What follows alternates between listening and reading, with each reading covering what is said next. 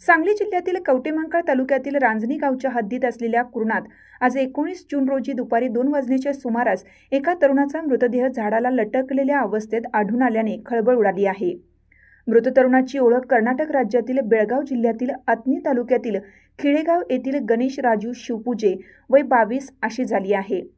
घटनेची माहिती मिळताच कवटेमहांकाळ पोलीस ठाणे व जत विभागाचे उपविभागीय पोलीस अधिकारी सुनील साळुंके, पोलीस निरीक्षक ज्योतिराम पाटील, दत्तात्रय कोळेकर, डीबी पथकाचे श्रीमंत करे, अभिजित कासार, विक्रम चव्हाण आणि लोंढे यांनी घटनास्थळी भेट देऊन पंचनामा केला। मृतदेह संशयास्पद अवस्थेत आढळला। मृतदेह झाडाला लटकलेला होता। छातीवर अण्णा हे नाव कन्नड भाषेत गोंदवलेलं दिसून आलं। हात हेडफोनच्या वायरने बांधलेले होते। या सर्व बाबी पाहता ही आत्महत्या नसून संशयास्पद मृत्यू किंवा खून असण्याची शक्यता व्यक्त केली जात आहे। मयत गणेश शिवपूजे याच्यावर